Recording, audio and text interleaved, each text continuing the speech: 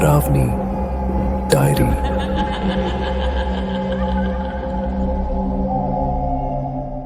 आपका स्वागत है डरावनी डायरी चैनल पर।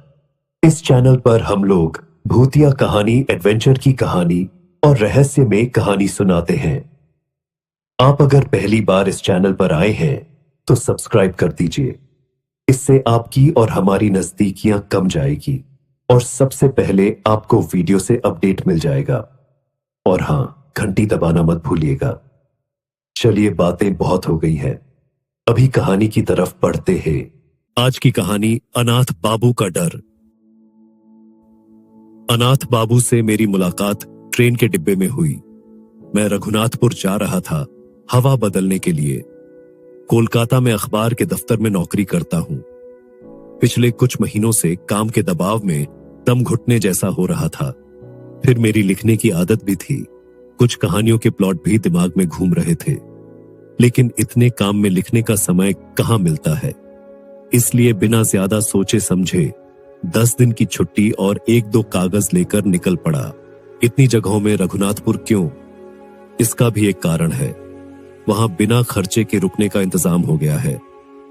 मेरे कॉलेज के सहपाठी बीरन विश्वास का पैतृक घर रघुनाथपुर में है। एक दिन हम काफी हाउस में बैठे थे। छुट्टियों में कहां जाना चाहिए, इस पर बात हो रही थी। बीरन बहुत खुश होकर अपना घर मुझे ऑफर करते हुए बोले, मैं भी जाता, लेकिन मुझे यहां कुछ झंझट है, तू समझ ही सकता है। लेकिन तुझे कोई परेशानी नहीं होगी। हमारे यहां 50 साल पुराना एक नौकर है, वर्धवाज, वही तेरा ख्याल रखेगा। तू निश्चिंत होकर जा।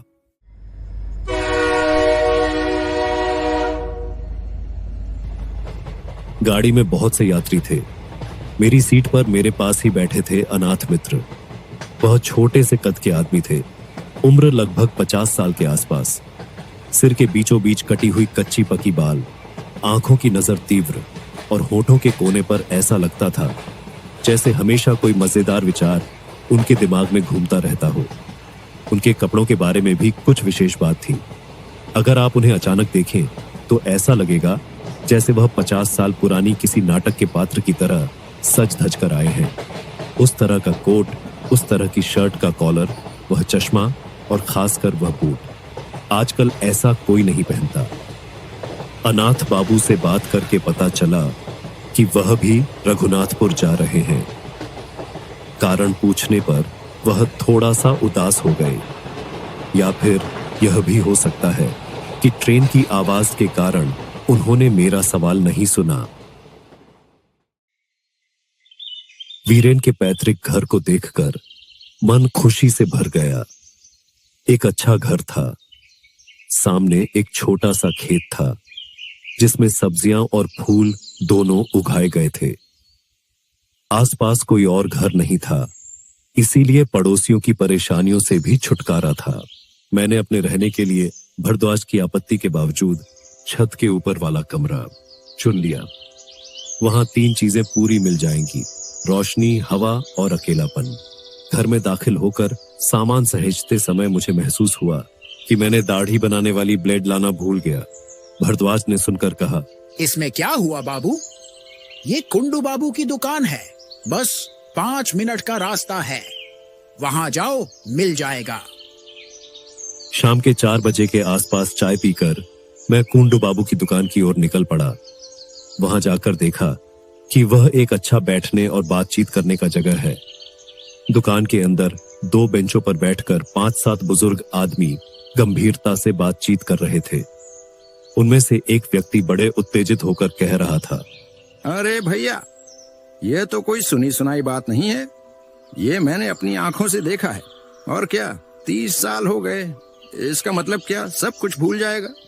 ये सारी यादें इतनी आसानी से नहीं भुलाई जा सकती, खासकर जब हलधर दत्त मेरे करीबी दोस्त थे। उनकी मौत के लिए मुझे जिम्मेदार मानता हूँ, यह विश्वास आज भी नहीं गया। मैं एक पैकेट 7 o'clock सिगरेट खरीदकर और कुछ बेवजह की चीजों की तलाश करने लगा।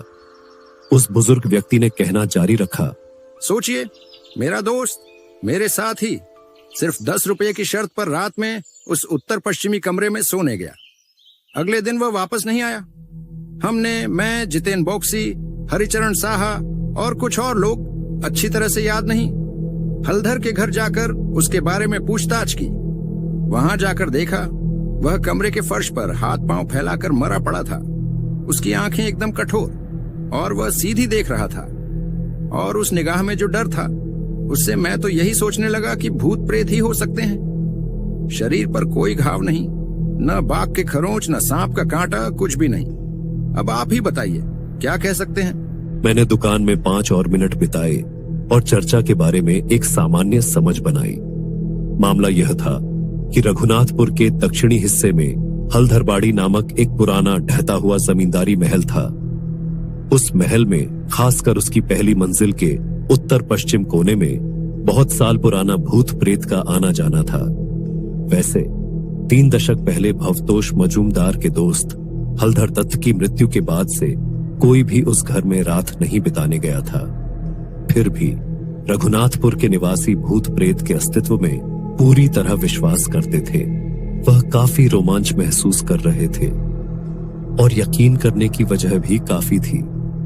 पहले तो हलधर दत्त की रहस्यमय मौत, फिर ऊपर से हलदार वंश के इतिहास में कहते हैं कि हत्या, आत्महत्या जैसी कई घटनाएं हो चुकी हैं।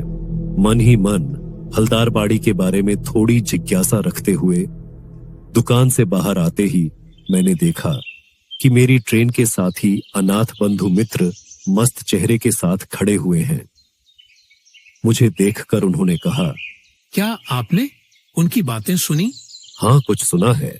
यकीन हो रहा है? क्या भूत? हाँ। क्या बताएं, भूतों के घर के बारे में तो बहुत सुना है, लेकिन जिन घरों में भूत रहते हैं वहां से किसी ने अपनी आंखों से भूत देखा है, ऐसा तो आज तक कोई भी नहीं मिला। इसीलिए मुझे सही नहीं लगता। अनाथ बाबू थोड़ी हंसी के साथ बोले, क्या आप एक बार देखना चाहेंगे? क्या? वो हवाला घर।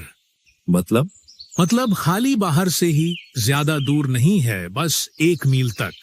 इस रास्ते से सीधे जाकर जोड़ा शिव के मंदिर के पास से दाहिनी तरफ रास्ता घुमाकर 20 से 25 कदम खाली।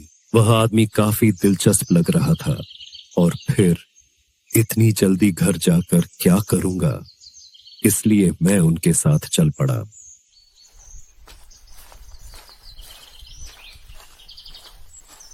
हलदारों का घर दूर से दिखाई नहीं देता, क्योंकि चारों तरफ बड़े बड़े पेड़ों का जंगल है। हालांकि घर के गेट का ऊपरी हिस्सा लगभग 10 मिनट पहले से दिखाई देने लगता है। एक विशाल फाटक, उस पर एक टूटी फूटी नाहवतनखाना गार्ड रूम है। फाटक के अंदर जाने पर काफी दूर जाकर मुख्य दालान दिखता है। कुछ मूर्तियां और फव्वारों के टूटे हुए हिस्से देखकर मुझे समझ में आया कि फाटक और घर के बीच यह जगह पहले बागीचा हुआ करती थी। घर अजीब है, कहीं भी कोई खास सजावट या नक्काशी नहीं है, जैसे एक बड़ा चौकोर और बेजान सा दिखता है। शाम की धीमी धूप दीवारों पर गिर रही थी, जो पूरी तरह से मुरझाई हुई थी। कुछ मिनटों तक वहां खड़े रहने के बाद अनाथ बाबू ने कहा, मैं जहां तक जानता हूं, सूरज रहते हुए भूत नहीं निकलते। फिर उन्होंने मेरी तरफ देखा और आंख छोटी करके कहा, क्या हम लोग उस कमरे में जाकर झट से देखकर आ नहीं सकते? कौन सा? क्या वह उत्तर पश्चिम वाला कमरा? हाँ, उसी कमरे में हालदार दत्त की मौत हुई थी। यह आदमी तो इस सब में कुछ ज्यादा ही दिलचस्पी दिखा रहा है। अनाथ बाबू शायद मेरे मन की बात समझ गए थे, तो उन्होंने कहा, आपको थोड़ा अजीब लग रहा है ना? असल में आपको बताने में कोई झिझक नहीं है। मेरा रघुनाथपुर आने का असल वजह है वह घर। क्या सच में? हाँ, वही भूतों वाला घर है। और जब मैं कोलकाता में था तो मैंने वह खबर सुनी थी, और भूत को देखने के लिए ही मैं यहाँ आया हूँ। आप जब ट्रेन में मुझसे मेरा आने का कारण पूछ रहे थे, तब मैंने जवाब नहीं दिया था, लेकिन मैं मन ही मन ठान चुका था कि जब सही वक्त आएगा, यानी जब मैं देखूंगा कि आप किस तरह के व्यक्ति हैं, तब आपको असली वजह बताऊंगा। लेकिन भूत के चक्कर में पूरा कोलकाता छोड़कर। मैं बता रहा हूं, घबराओ मत। मैंने अभी तक अपने काम के बारे में आपको कुछ नहीं बताया है। दरअसल मैं भूतों का विशेषज्ञ हूं। इस विषय पर मैंने पिछले 25 सालों से बहुत रिसर्च किया है। सिर्फ भूत ही नहीं, भूत, प्रेत, पिशाच, डाकिनी, योगिनी, वैम्पायर, वेयरवुल्फ, वुडुइज्म आदि जो भी है, उनके बारे में जो कुछ भी किताबों में लिखा है मैंने सब पढ़ डाला है। इन किताबों को पढ़ने के लिए मुझे 7 भाषाएं सीखनी पड़ी। परलौकिक विज्ञान पर लंदन के प्रोफेसर नॉर्टन से पिछले 3 साल से चिट्ठी पत्री चल रही है। मेरे लेख ब्रिटेन के प्रमुख अखबारों में प्रकाशित हो चुके हैं। आपको खुद ही क्या बताऊं, लेकिन इतना जरूर कह सकता हूं कि इस देश में इस विषय पर मुझसे ज्यादा जानकार शायद कोई और नहीं होगा।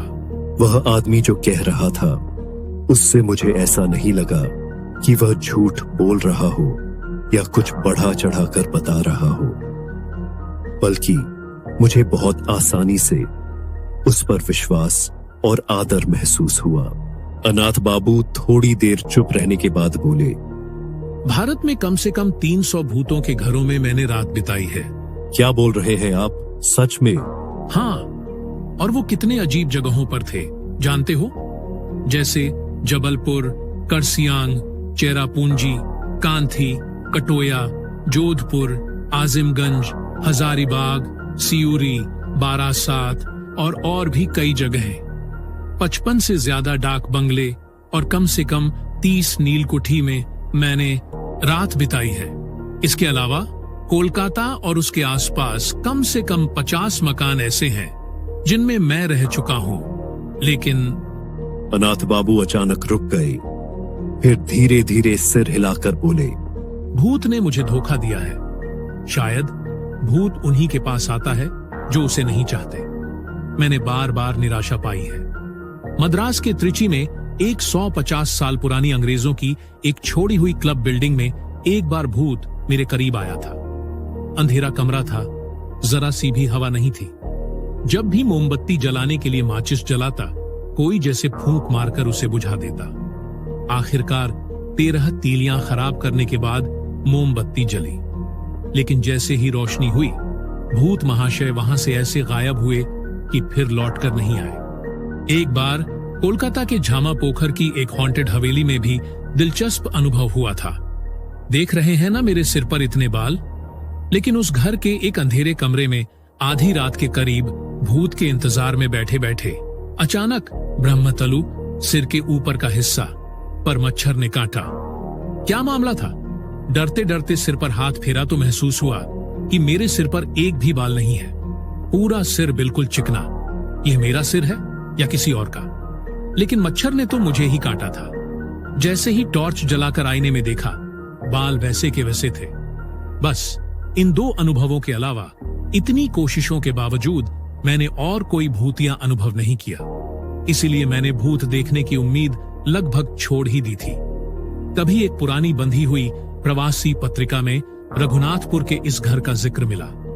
मैंने सोचा, क्यों ना एक आखिरी कोशिश की जाए।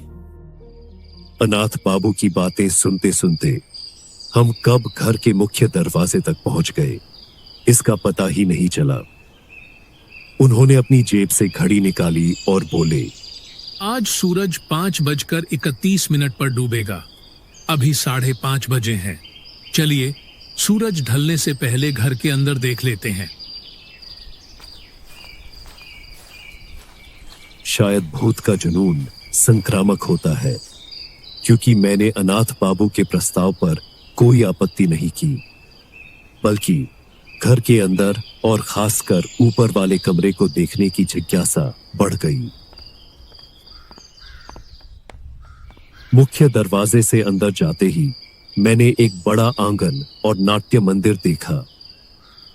100-150 सालों में यहाँ कितने त्योहार, कितने आयोजन और कितनी पूजा पाठ हुई होगी, इसकी अब कोई निशानी नहीं बची थी। आंगन के 3 तरफ बरामदे थे। हमारी दाईं तरफ के बरामदे में एक टूटी हुई पालकी पड़ी थी और पालकी से 10 हाथ दूर एक सीढ़ी ऊपर के माले पर जाती थी। सीढ़ियां इतनी अंधेरी थी कि अनाथ बाबू को अपनी कोट की जेब से टॉर्च निकालकर जलानी पड़ी। लगभग अदृश्य मकड़ी के जालों को चीरते हुए किसी तरह दूसरे मंजिल तक पहुंचा गया।